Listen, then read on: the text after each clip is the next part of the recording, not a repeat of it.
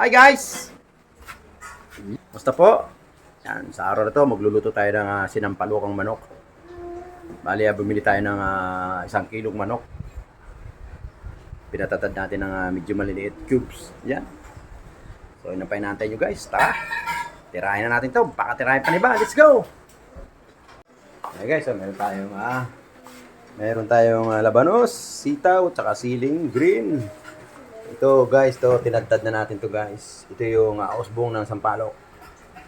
Ayan, pinino natin. Yung manok oh. Ayan yung manok.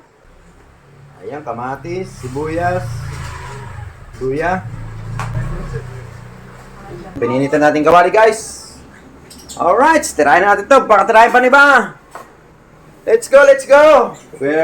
Yan guys, tirata na! Let's go! Patay. Lagyan natin ng mantika guys. Alright! Ayan o. Guys, lalagyan natin yung ating luya. Unahin natin yung luya guys. Sa sinampalukan, kailangan luya muna. Alright, luya. Ayan o. Luya. Brown lang natin guys. Para sinulang manok lang din to. Kaya lang to, meron siyang maasim, may paasim siya kaya ganun. Buyas guys!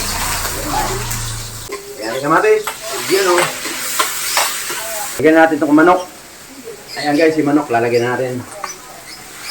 Ayan o. Halo lang natin guys.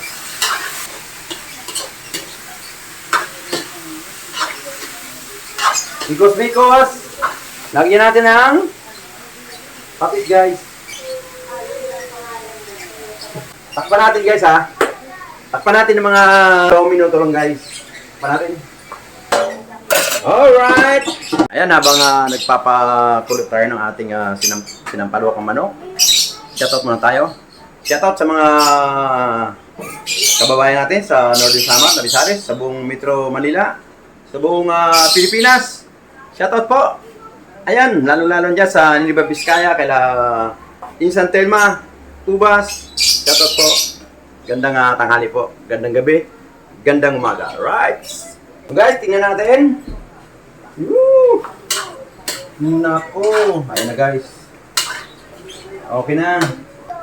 Lagyan na natin siya guys ng tubig guys.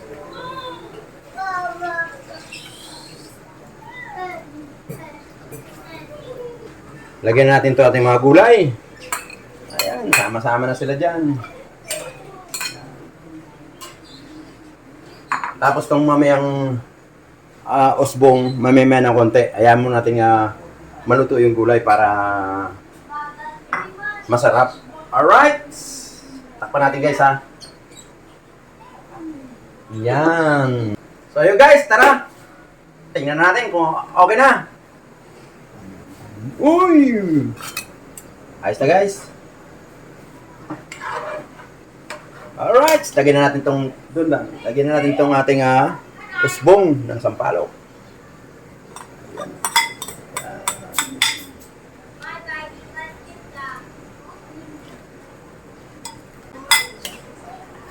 Ayan natin sa kumulo.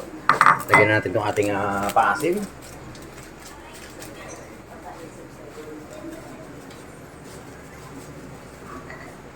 Yan. Alright. Tikman natin guys kung okay na. Woo! Ayos guys. Antayin na natin siyang kumulo ng kumulo. Maya-maya, hanguin na natin yan guys. Alright. So yun guys. Tingnan na natin kung luto na. Let's go!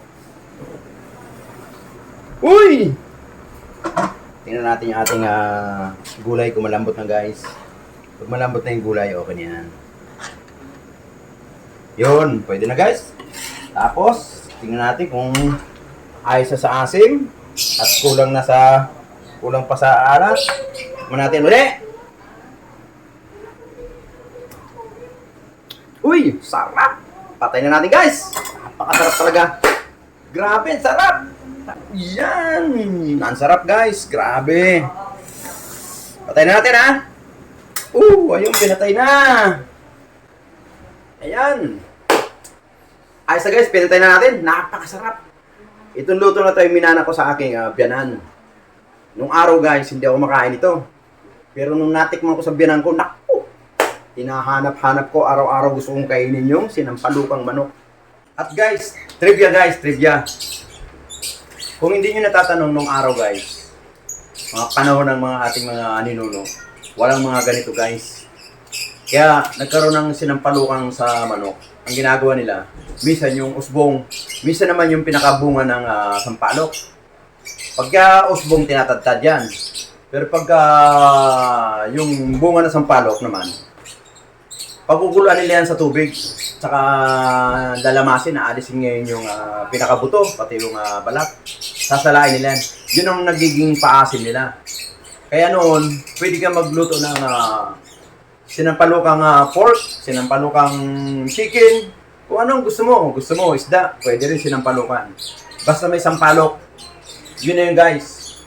Kaya, itong niluto natin sinampalukang manok, optional lang yan.